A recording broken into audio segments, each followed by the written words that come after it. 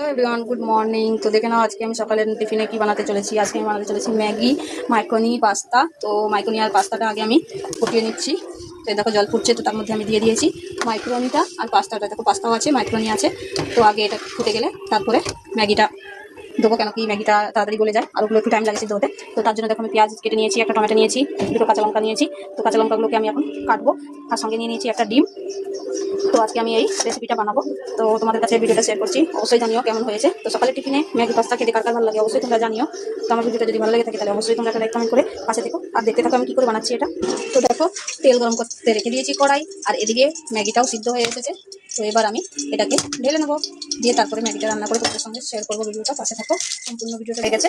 তো আমি এই জালিটাতে আমি ছেড়ে নিচ্ছি, যেহেতু জলটা সম্পূর্ণ যেন বেরিয়ে যায়।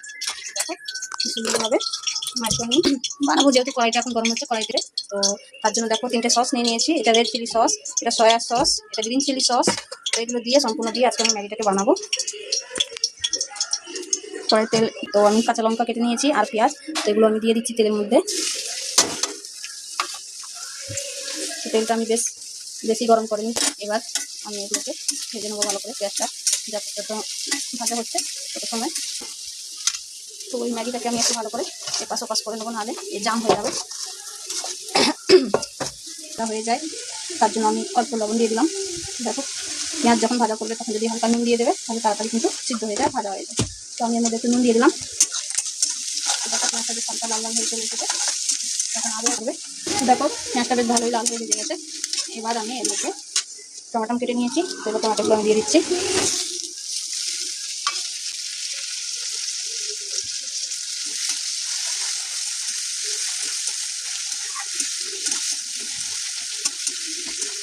টমেটো আমার পেঁয়াজটা ভালোভাবে আলু ভাজা হয়ে নিই, তারপরে আমি মধ্যে জায়গা দিয়ে দেবো।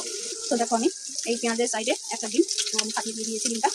তো এবার দেখো ডিমটাকে সুন্দর ভালোভাবে আমি আসতে দেবো।